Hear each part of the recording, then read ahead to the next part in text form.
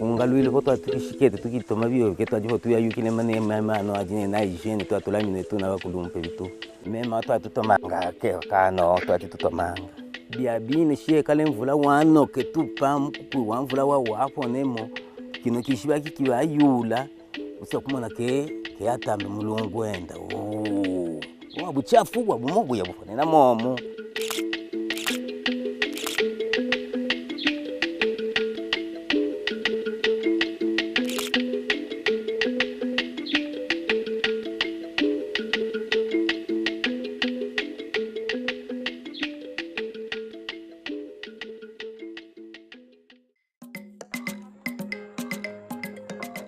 En République démocratique du Congo et notamment en milieu rural, la carence de services d'eau, hygiène et assainissement adéquats représente un défi prioritaire à surmonter.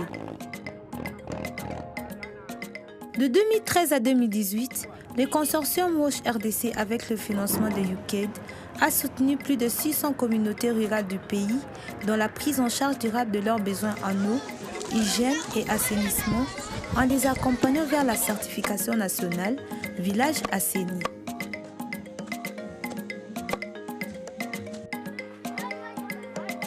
Concern Worldwide est l'agence leader du consortium WASH RDC.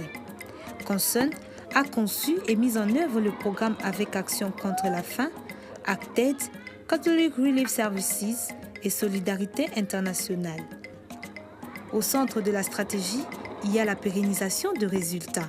En RDC, même chose que dans les autres pays dans la région, il y a un gros problème de pérennité des ouvrages hydriques. Entre les 40 et les 60% des ouvrages hydriques en milieu rural sont dans des conditions de panne permanente. Le résultat de ça, malheureusement, est qu'il y a des populations rurales qui risquent de retomber sur l'utilisation de sources d'eau qui ne sont pas aménagées et qui ne sont pas sûres, avec des conséquences très négatives pour la santé publique.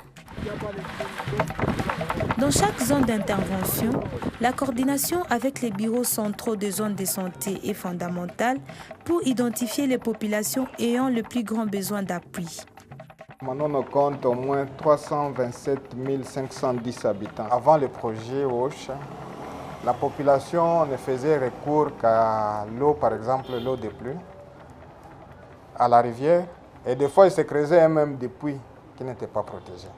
Vous savez vous-même que la rivière ou soit les fleuves, c'est un réservoir de vibrillant, d'où cela a fait que, avant que le projet ne puisse commencer, tout le monde qui utilisait ces eaux, tout le monde qui faisait des recours à des pratiques comme ça, est tombé chaque fois malade. En termes de besoins, il y avait besoin, non pas seulement les besoins à l'accès à l'eau potable, même au niveau de hygiène et assainissement. Nous avons un produit, nous cherchons à ce que la communauté puisse s'adhérer à ces produits-là qui est le projet WASH Consortium. On doit maintenant aller dans les différents villages pour aller expliquer ces projets, en d'autres termes, vendre ces projets.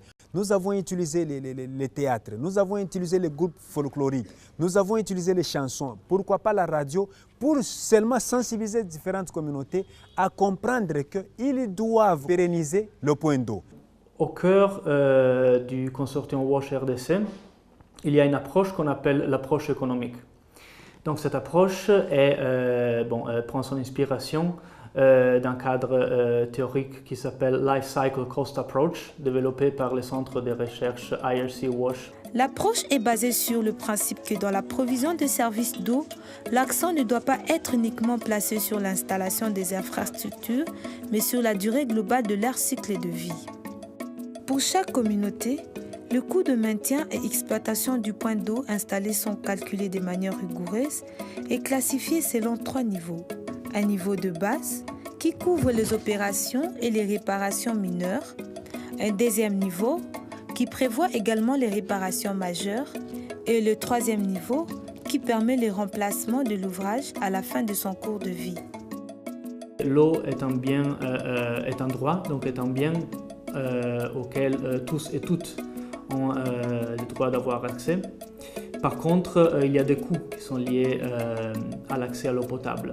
Donc là, il y a un rôle très important de la communauté pour tout ce qui est les contributions à ce genre de coûts, à travers des cotisations mensuelles ou à travers des cotisations par volume d'eau utilisé ou à travers des activités génératrices de revenus ou à travers un mélange de tout ça.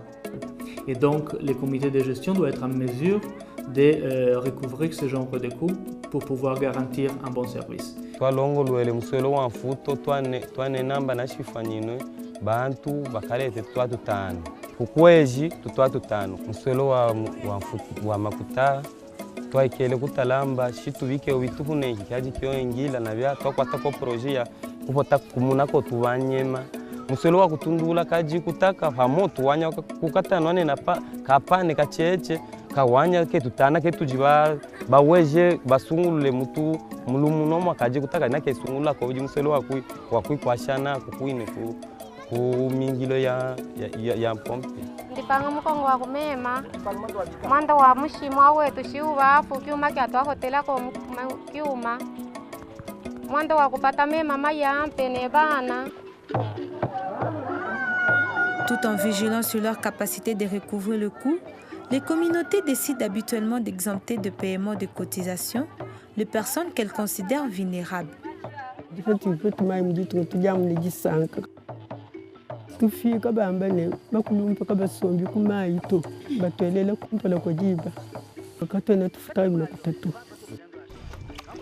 La stratégie de pérennisation du consortium Roche RDC porte également sur deux autres piliers.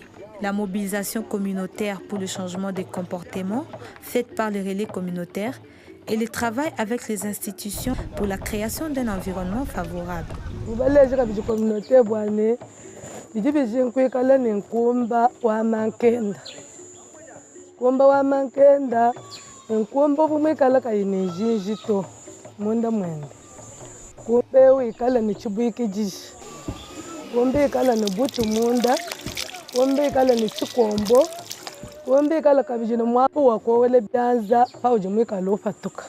Toutes ces séances de sensibilisation, normalement, je voudrais signaler ici, ne venaient pas directement des agents, mais comme nous sommes dans la mobilisation communautaire, c'est dans la communauté où il y a eu certains gens qui ont été formés et qui ont donné ces messages auprès de leurs frères.